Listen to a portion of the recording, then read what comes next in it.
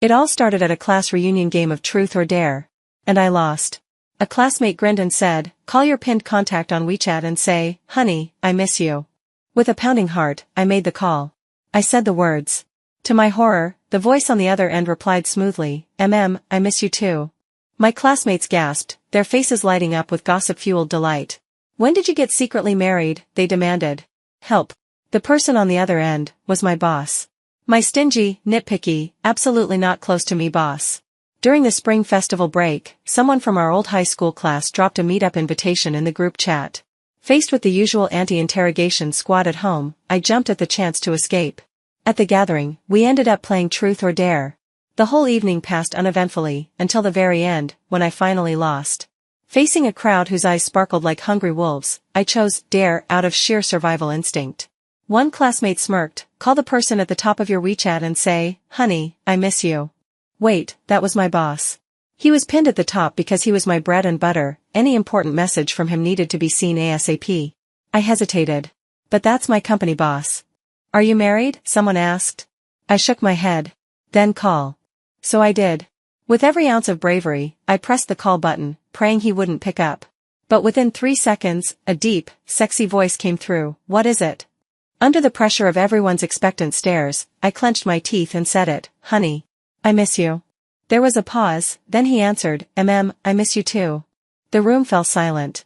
Everyone stared at me, hands covering their mouths in shocked glee. I panicked and hung up. "I'm not married. It's not what you think." But my classmates weren't buying it. "We get it," one said, holding back laughter. "Office romance. Got to keep it low-key."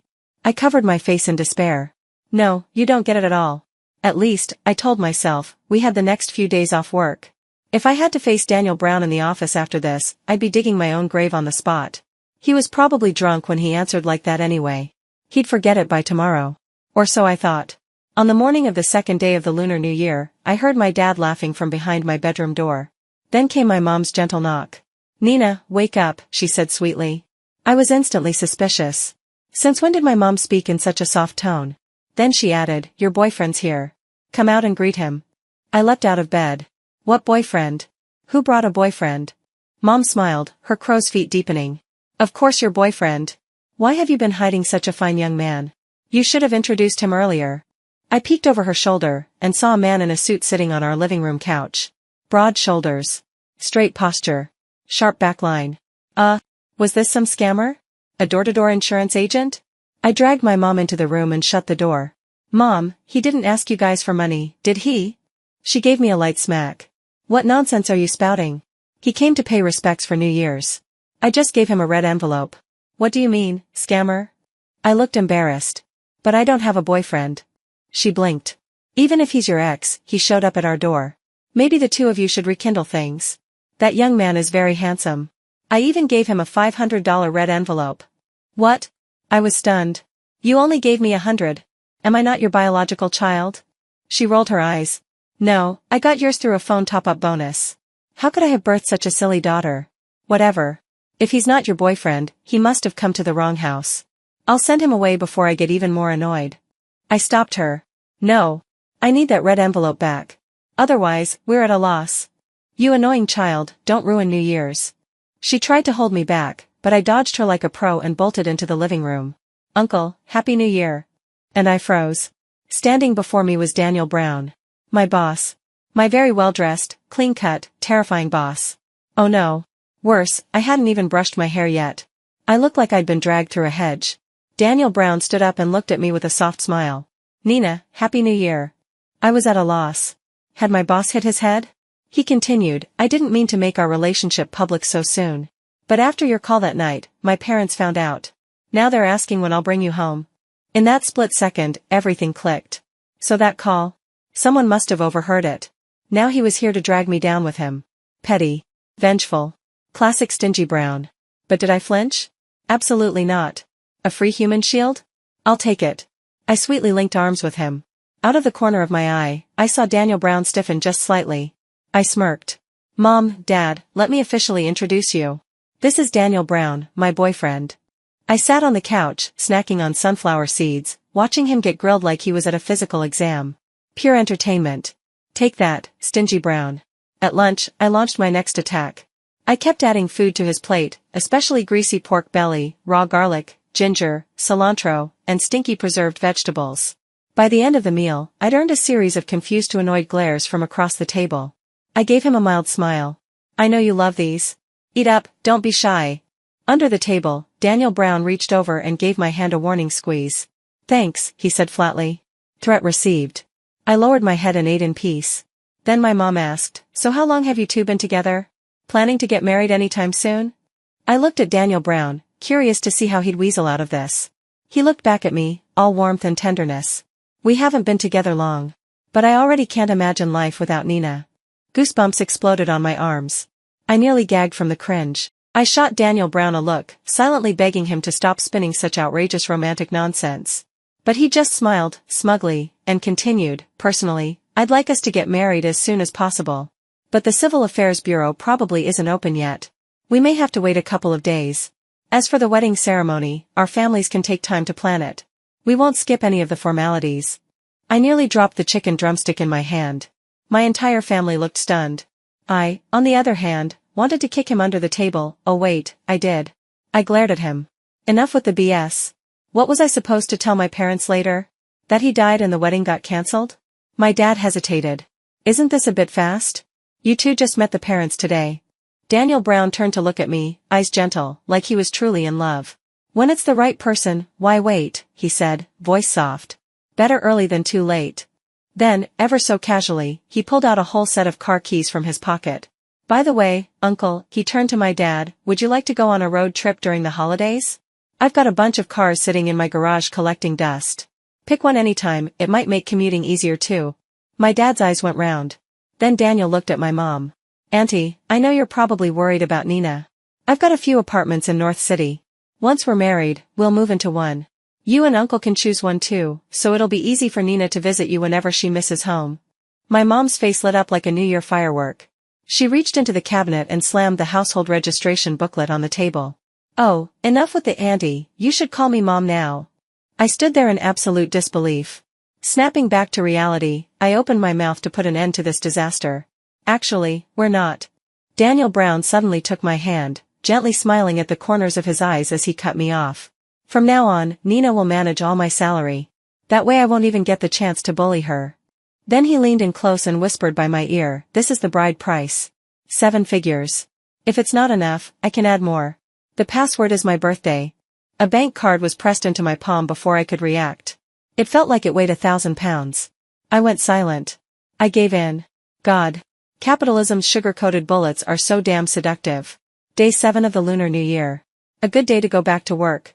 I stood by the car, household register clutched in my hands, refusing to get in. Daniel Brown sat in the driver's seat, tapping the steering wheel steadily, his gaze locking onto mine through the window. The pressure was unreal. Getting cold feet? I mean, who wouldn't second-guess themselves after being hit with a sudden mountain of money? Why me? I asked, wary. I'm just an ordinary person. We barely know each other. Even if you need someone to deal with your family, there are better options. I took a cautious step back. To be honest, I'd thought about it for the past few days. Maybe he was trying to lure me home to steal my kidneys. Or rip out my heart for some white moonlight with a weak heart. Or maybe he wanted my corneas? Daniel Brown let out a chuckle. You're not ordinary. You're different from anyone else. You're special. His eyes softened, like spring water, warm enough to drown someone in. My ears burned. I shot back instinctively, how exactly am I different from others? As soon as the words left my mouth, I regretted it. That sounded way too much like flirting. Damn capitalists and their manipulative phrasing. Flustered, I snapped, Daniel, I think you're involved in illegal organ trafficking. Daniel laughed. What, are you trying to say I stole your heart? My face flamed. That's not what I meant. Ugh. It's 2025, who even says stuff that cheesy anymore? He smiled even more. You're talking to me through a closed car door. Are you afraid I'll steal your heart if you get too close? Damn. I climbed into the car, eyes blazing. See? I'm not scared of you. Stop spouting nonsense. Good, he said lightly. Then let's go to the Civil Affairs Bureau. The car pulled onto the road. And that's when I realized, wait a minute. Weren't we supposed to be calling the whole thing off? Why was I suddenly on my way to get married? At the entrance of the bureau, I stopped, refusing to move. Daniel turned to me. What's wrong? I looked at his ridiculously handsome face and gritted my teeth. Boss, I'm sorry. I don't think we're suitable. Maybe. You should marry someone else. Daniel stared at me, those deep, dark eyes boring into me like a wolf eyeing its prey. Why not? He asked softly. Or is it? Do you already have someone you like? We're not close, I said. I can't live with someone I barely talk to. I can't even imagine sleeping on the same bed. He took a step closer, gaze dropping as he asked, any other reason? I looked down, avoiding his eyes. I just don't want to trade my entire future for money. Life's too short. I think happiness is more important. And let's face it, you don't need me specifically. Daniel suddenly placed his hand on my shoulder. I looked up, startled, and met his deep, unreadable gaze. You're right, he said gently. Seizing joy in the moment really is important. Something about his tone made alarm bells go off in my head. I panicked, brushing his hand off. You're too close. I looked up again and realized his expression had darkened. I quickly added, I just meant it's getting a little hot. Hot. It's winter. I mentally slapped myself. It's fine, Daniel said, rubbing his brow and returning to his usual calm. I'm not forcing you. I just needed someone to put on a show for my parents. You happen to bump into me, and you happen to be the right fit. He sighed. I should have explained better. If we get married, you don't have to fulfill any marital duties. If you fall in love with someone else later, you can file for divorce. In the meantime, I'll transfer my salary to you every month. I hesitated. Wait. So after we're married, can we sleep in separate rooms? And how much is your monthly salary? Up to you.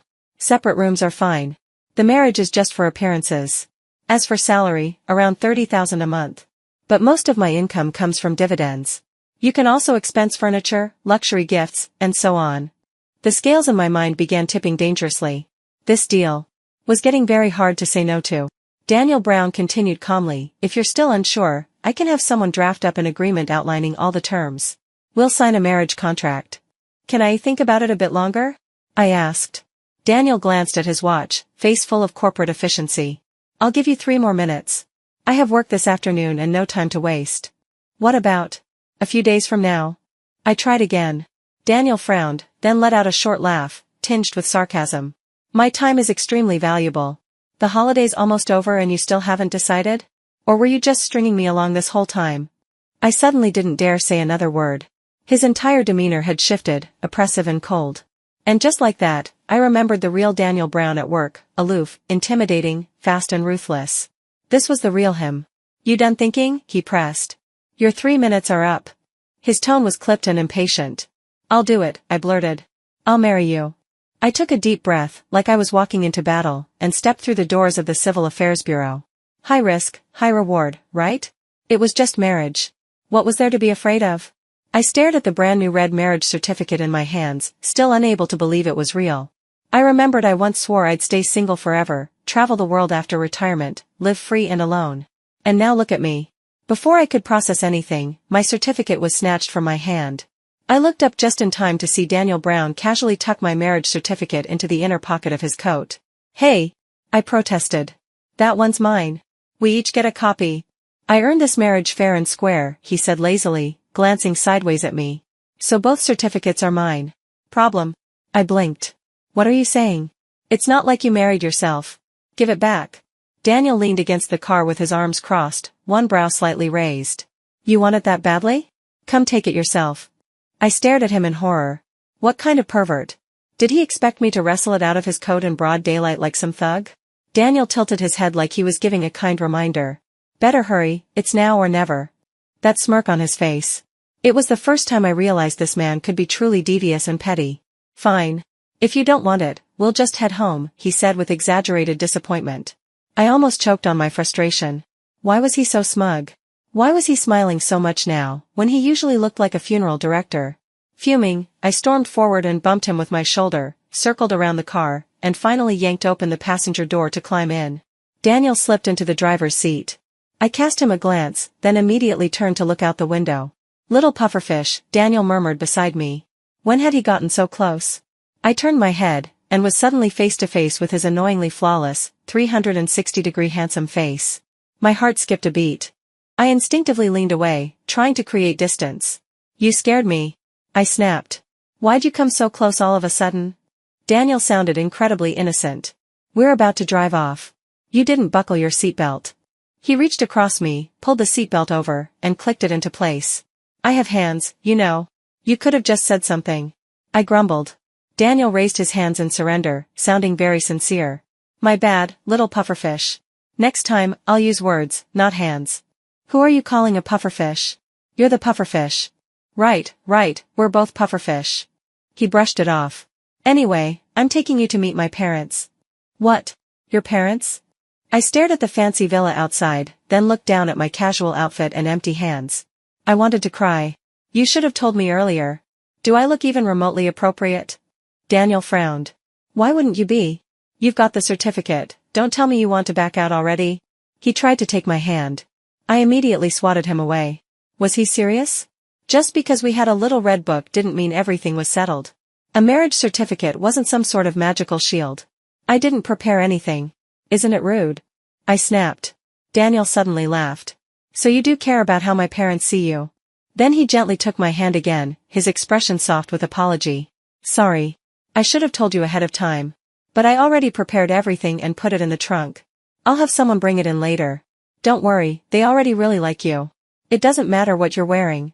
As we approached the door, something hit me. Wait. Didn't you say you had something this afternoon? Why are we going to your house now? Daniel raised an eyebrow. Taking my wife home doesn't count as important. But everything he'd prepared, it had clearly been set up in advance. He knew I'd say yes. Damn it. I'd walked right into the capitalist's trap. I had the sudden urge to bolt. Why was he putting in so much effort? Did he really like me, or was he eyeing every organ in my body for resale?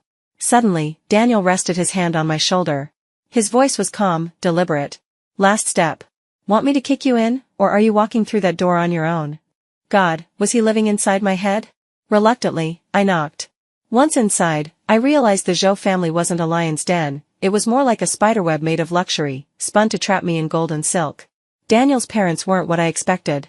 They were both well-dressed, plump and smiling, with kind, welcoming faces. So this is Nina, his mom beamed. Such a sweet girl. No wonder you're part of our Zhou family now. She slipped off her gold bracelet and a sparkling ring and put them directly on my hand. Here, a little gift from me. Daniel's dad, ever the quiet one, handed over a card.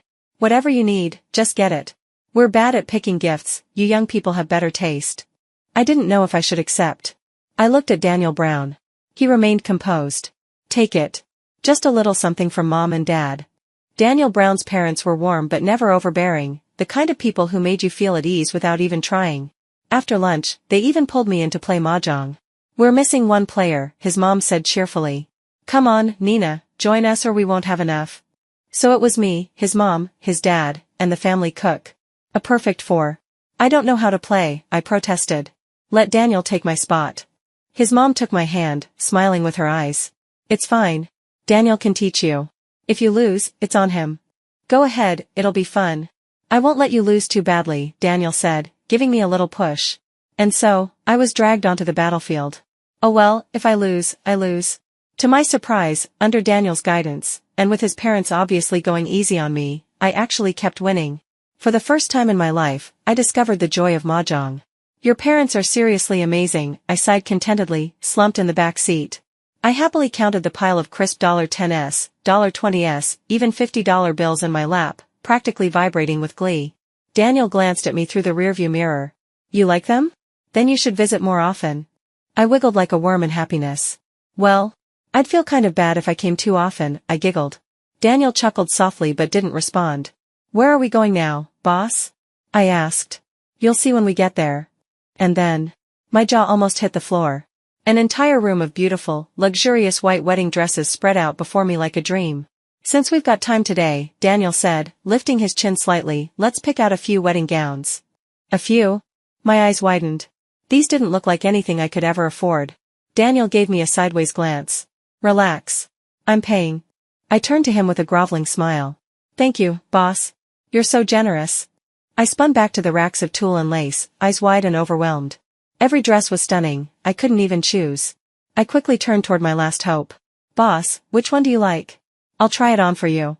Daniel's expression darkened ever so slightly. It's not working hours. Call me by my name. Then he turned to the staff nearby and instructed, bring over that entire rack of gowns. Nina, go try them on.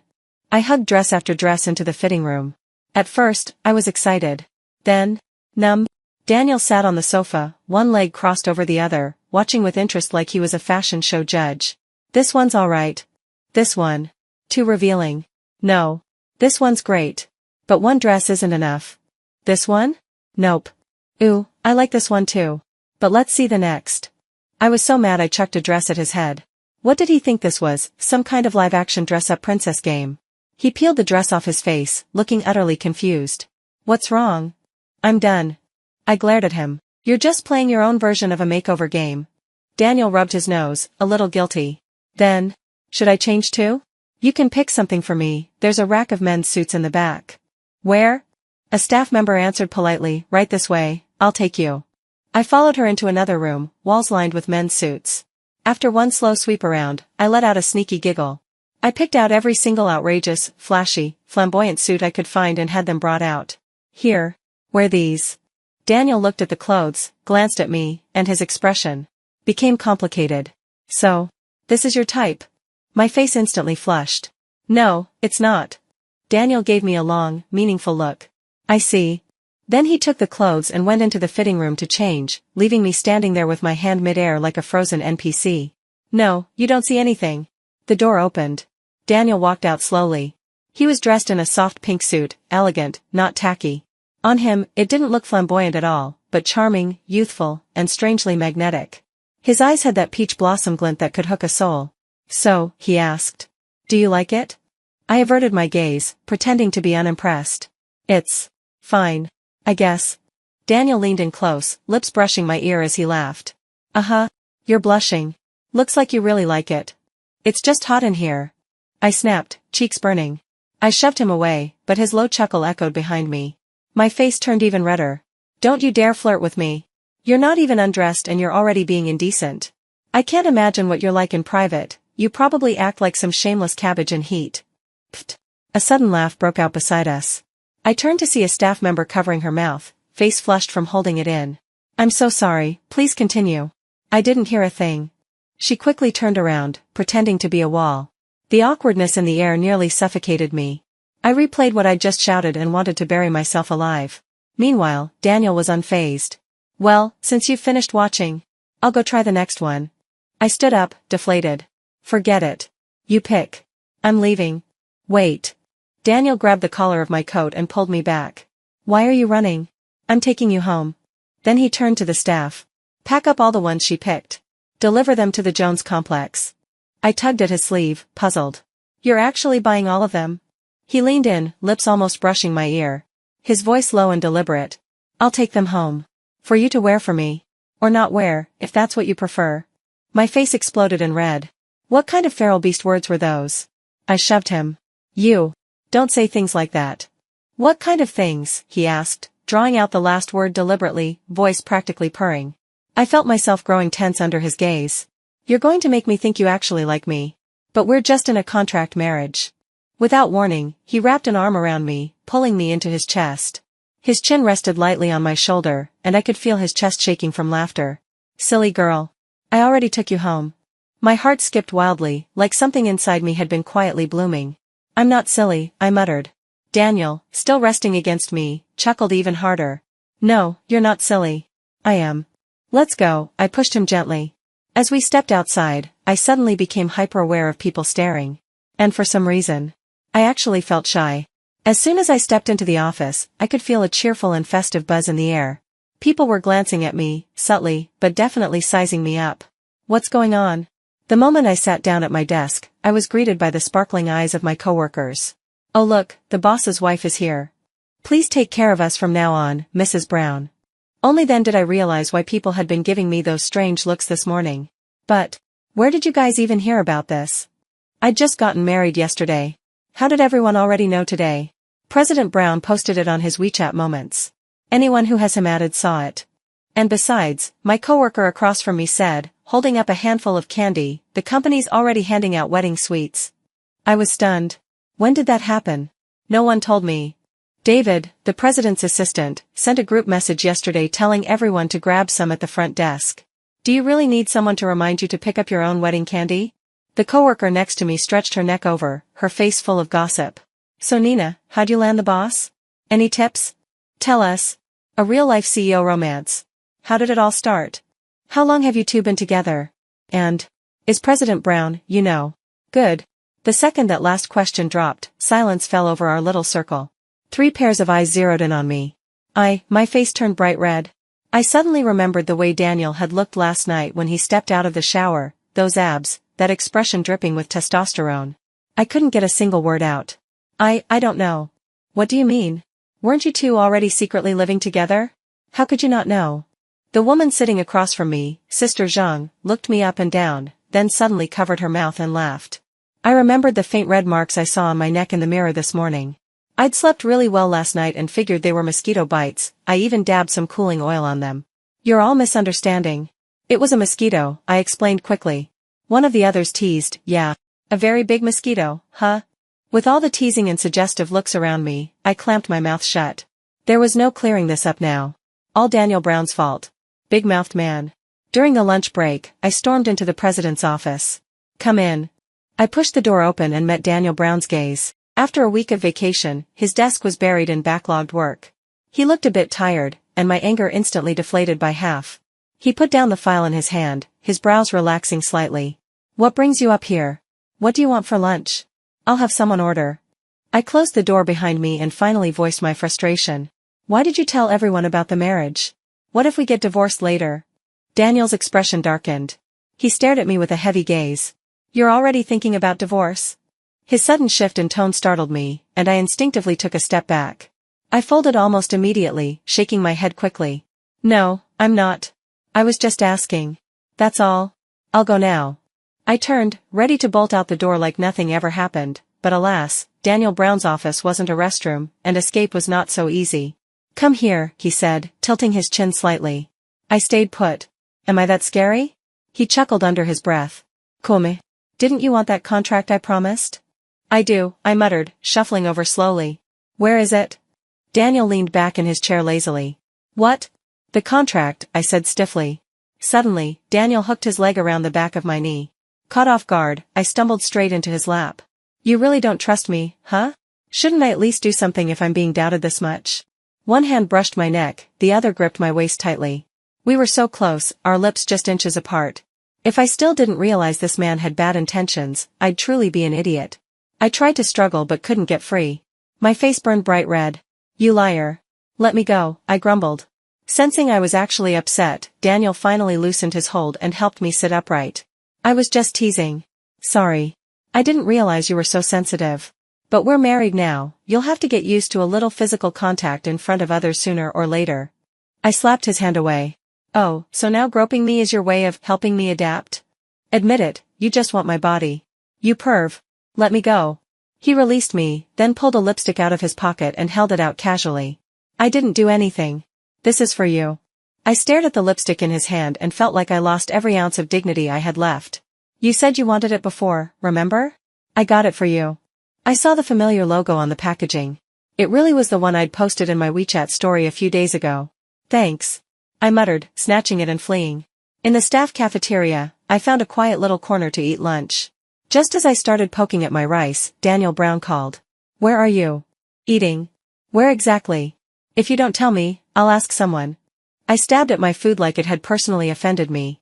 Staff cafeteria. Far left corner, by the window. Wait there. Okay. I hung up and immediately began devouring my food at lightning speed, hoping to finish and vanish before he showed up. Daniel arrived quickly, but not as quickly as I ate. You're done, he frowned. Why didn't you wait for me? His tone sounded vaguely wounded. I averted my eyes. I thought you were already done. Why are you only coming now? Daniel's face twitched slightly. I went to the bathroom. That long? I looked up at him and noticed. His ears were red. Constipation. Well then, take your time. Eat more fiber. I'm heading out. Got somewhere to be? He asked, pressing down on the tray I was about to pick up. If not, stay. I have something to discuss. I was just about to come up with an excuse when Daniel added, if you don't remember what's on your schedule, I can call your department head and check. I deflated. I'm free. More and more people started casually passing by our table, and I could feel their not-so-subtle glances like needles on my skin. I watched as Daniel Brown leisurely ate his lunch, wishing I could shove the entire plate into his mouth just to make him speed up. I couldn't hold it in anymore. So what is it you wanted to talk about? Mouths stay shut during meals, and beds are for sleeping, Daniel said, lifting his eyes to glance at me before lowering them again. Wait until I'm done eating. I wanted to snap, then eat faster, but that one glance of his made me feel inexplicably guilty, like I was the impatient jerk in the relationship. Ugh. It's all his fault for being too handsome. Finally, Daniel finished eating, and by then, most people around us had left too. Okay, I urged. Spill it. I'm planning for both sides of the family to meet this weekend, he said calmly. We need to finalize the guest list for the wedding. It'll get busy, so I plan to hire someone to help coordinate. Any thoughts? I lowered my head, poking at the few leftover vegetables on my plate. You can handle it. I don't have much experience anyway. Just let me know if there's anything I need to do. And the new house, we already went to see it once. Do you think it needs any changes? That's where we'll live after the wedding. We should go to the home store together soon and pick up whatever's missing. I could feel his eyes on me, tangible, direct, and it stirred up a strange restlessness inside me. No opinion, I muttered. You decide. The two families met over dinner soon after and quickly finalized the wedding arrangements. At my firm request, everything was kept simple. From the day we got the marriage certificate to the actual wedding, it was barely 2 months apart. It sounded rushed, but none of the prep really fell on me. I was still living life just like before. Nina, my sweet darling. I had just come downstairs when a familiar figure ran over and hugged me tight. Sophie. I lit up when I saw the long-legged, sharp-eyed beauty in front of me. I nearly squealed. My stunning, smart, badass bestie had actually come back from abroad. When did you get back? Why didn't you tell me ahead of time? And you have the nerve to talk. Sophie flicked my forehead, hands on her hips. You got married and didn't tell me? Have you already forgotten about me? I gave an awkward giggle. It's a long story. Honestly, we might not even last long. I hugged her waist, leaning in close like a shameless fangirl. Besides, weren't you busy with that research project lately? I didn't want to drag you back and forth. Back off. Don't grope me. Sophie peeled me off and crossed her arms, raising a perfectly shaped brow. Spill. What happened? Let's find somewhere to sit and talk. There's a coffee shop nearby. It was lunch break, and people were still coming in and out of the building. Definitely not the place for girl talk. Sophie nodded coolly. The cafe was mostly empty at noon. I dragged Sophie to a quiet corner booth. I told her everything, how it all started, the mess that followed, and where things stood now. When I finished, her expression looked strange. You're telling me, it's a contract marriage? And Daniel Brown just needed someone to deal with his parents? I nodded. What else could it be? It's not like he actually likes me. Even though, some of his actions did feel a bit suspicious lately. Sophie stirred her coffee slowly, then suddenly asked, Do you remember that transfer student who sat behind you in our second year of high school? I blinked. Transfer student? You know, the one with the dyed blonde hair. Chris Johnson, she said helpfully. Oh. The tacky rich kid who kept being weirdly passive-aggressive toward you. Sophie burst into laughter. Do you remember what he looked like? I shook my head. Not really. He seemed kind of scary, so I didn't dare stare at him. I thought he might hit me. Sophie laughed so hard she teared up. Why would you think that? Do you know what his real name is now? I tried to recall. Didn't he transfer because he got in trouble for beating someone up? I also remember hearing he had tattoos. He looked like some small-time gangster. And you believe that? She smirked. No wonder you were scared of him. Then she asked, Do you know how I found out you were getting married? Before I could answer, she continued, I saw it on his WeChat moments. His? My first thought was Daniel Brown. But what would Sophie and Daniel Brown have to do with each other? Who are you talking about? I asked cautiously. Sophie didn't answer. Instead, she countered, Do you know why that blonde punk used to act so weird around me? I was totally confused by the topic jump, but curiosity won out. Why? Come closer, and I'll tell you, Sophie said, her red lips curving into a sly smile. She crooked a finger at me. What is it? Why so secretive? I leaned in. But before she could speak, I heard hurried footsteps behind me.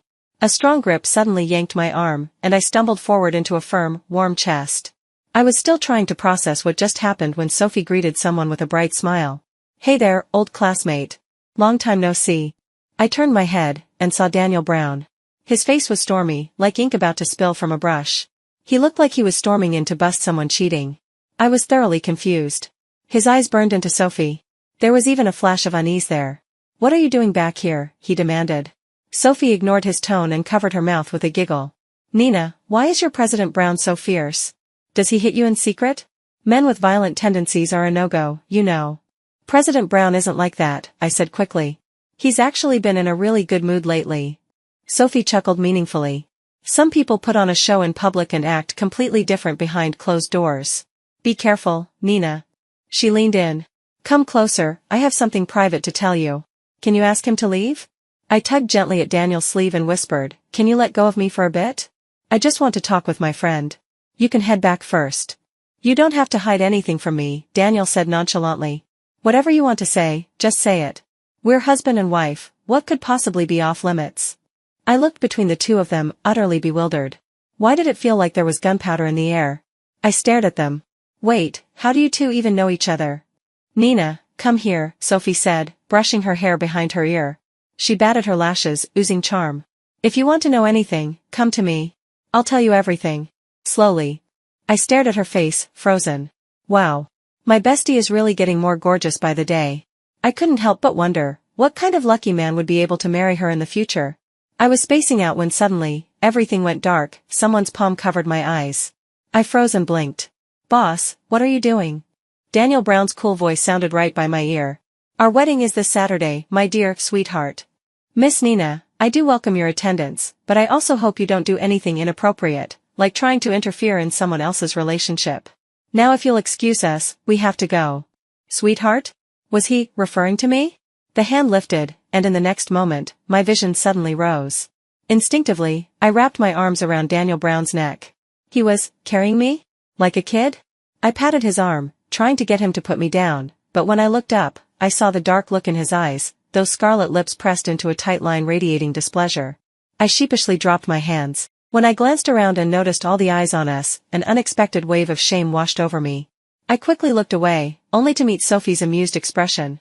Just as I was about to open my mouth to plead for help, she casually pulled out a disposable face mask and handed it to me. She mouthed something. If I wasn't mistaken, it looked a lot like, good luck, you're on your own. Tears nearly welled up in my eyes. For the first time, I truly understood what people meant by, it's lonely at the top. Daniel's long strides took us quickly toward the company building. I scrambled to put on the mask. Pointless. Like covering your ears while stealing a bell. Everything around us was unnaturally quiet. But instead of going upstairs, Daniel turned and headed into the underground parking lot. I let out a sigh of relief. At least we didn't make a scene in the office, my job was safe for now. Just as I was about to relax, Daniel opened the car door, shoved me in, and got in himself, closing the door behind him with a loud thud. The small, enclosed space made me feel tense. I instinctively leaned away, trying to create some distance. Not that it helped. Unless I could magically roll out through the car door. Daniel stared at me without a word. The air grew thick with pressure. I swallowed and forced myself to speak. Why are you suddenly here? What were you two doing? His voice was low. Why were you standing so close? We were just talking, I said, confused. Why do you look like you're about to eat someone? I glanced at him, shrinking back slightly. Could you move back a bit? It's really stuffy in here. Instead of backing off, Daniel leaned in even closer, his tone pressing. Oh, but when you're with someone else, it's not stuffy at all, is it? Is being near me that unbearable? I was on the verge of tears. Can you just, MPH? I struggled desperately like a fish out of water, unable to breathe. My eyes began to sting. Panicked, I bit him, hard. The taste of blood filled my mouth. Finally, he let go. I gasped for air, ready to curse him out for his shamelessness, until I looked up and saw him. Shirt rumpled. Shoulders slumped. His eyes rimmed red beneath long lashes, brimming with unshed tears. He looked utterly wronged. Honestly, if I weren't the one being attacked just now, I would have believed he was the victim. I didn't even cry, I muttered. What are you doing? What a dirty tactic. Where was his dignity? He was breaking character. I shoved him angrily. Let me out of the car. Now. I'm sorry.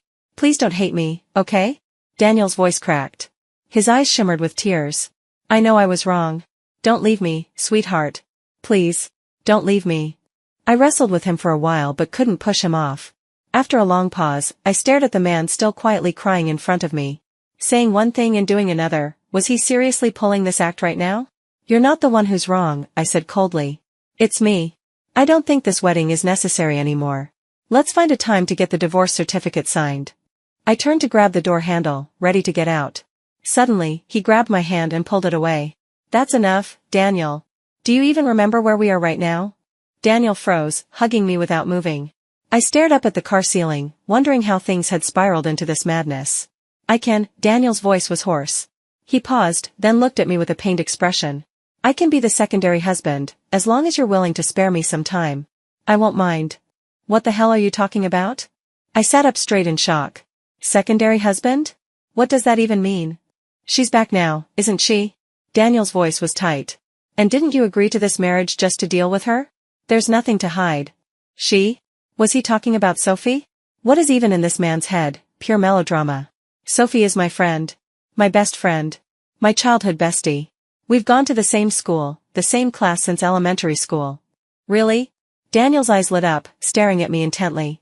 I rolled my eyes. I used to look like I was malnourished. I got bullied a lot. Sophie was the one who stood up for me. She's like my second mom. Daniel clasped my hand, his eyes sparkling. Then we have to invite Godmom to the wedding, to thank her for taking care of our little sweetheart. I swatted his hand away. Tell me the truth. When did you meet Sophie? Why are you jumping to these conclusions? Daniel fumbled, dodging the question. Sweetheart, I think lunch break's almost over. I should get back to work.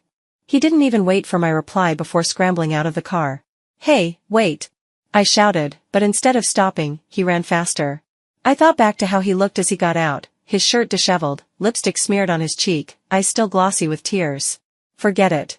He's the one who embarrassed himself, not me. Anyway, I decided to take the afternoon off. I wasn't about to sit through Daniel Brown's nonsense and get secondhand embarrassment. I looked down at my shirt, soaked through from his tears. Ugh. Awkward. Thank God it wasn't a light-colored top. I straightened my clothes and pulled out my phone to call a cab. Nina. I turned, and saw Sophie standing behind me. You're still here. I sat for a bit before coming out. Didn't you go back to work? Sophie asked, squinting at me, then suddenly frowned. Did someone dump water on you? What's going on with Daniel Brown? Is he letting you get bullied at work? Seeing her brows tightly knit together, like she was ready to storm the building on my behalf, I quickly grabbed her arm. No, you've got it wrong. It has nothing to do with the company. I didn't even go back upstairs. Then what happened? Sophie raised an eyebrow suspiciously, then suddenly reached out and tugged at my collar. Did Daniel Brown do this? My eyes darted side to side. Okay, yeah, this was kind of embarrassing for Daniel Brown. He cried on me. That's how it got soaked. He cried again? Sophie let out a strange, villainous little chuckle and leaned on my shoulder. Looks like you're his natural kryptonite. Now I can leave in peace after your wedding. Again? I repeated, confused. Remember back in sophomore year? Sophie said with a sly smile. That blonde transfer kid who challenged you to meet him behind the school? I winced. Oh no. You were this close to crying, Sophie teased, clearly enjoying herself way too much while I cringed beside her. I defended myself, I didn't even go, okay? And I wasn't that scared. Actually, now that I think about it, I might have misunderstood him. That was a love letter, you dummy, Sophie smirked. And I was the one who told you not to go. Before I could argue, she continued, I went to talk to him myself. Told him off. Told him to stop bothering you. But I think he misunderstood our relationship. And I might have played it up a little, made it sound like you and I were super close. What can I say? He was always snarky behind my back. You remember when we got moved to different seats? That was his doing. I was so mad we fought, and I think I made him cry. My eyes widened. What happened after that? He cried, Sophie shrugged. Well, maybe it was from anger. I said a lot of things, like how close we were and how he was a toad dreaming of eating swan meat. Honestly, I think he transferred out again because he couldn't take the humiliation. Oh, and by the way, Sophie added, nudging me. His new name? Daniel Brown. Wait, what? My brain short-circuited under the weight of that information. You mad? Sophie waved a hand in front of my face, looking a little unsure. I sighed and pushed her hand down gently. No. I know you were just trying to protect me. Sophie visibly relaxed and smirked triumphantly. Exactly.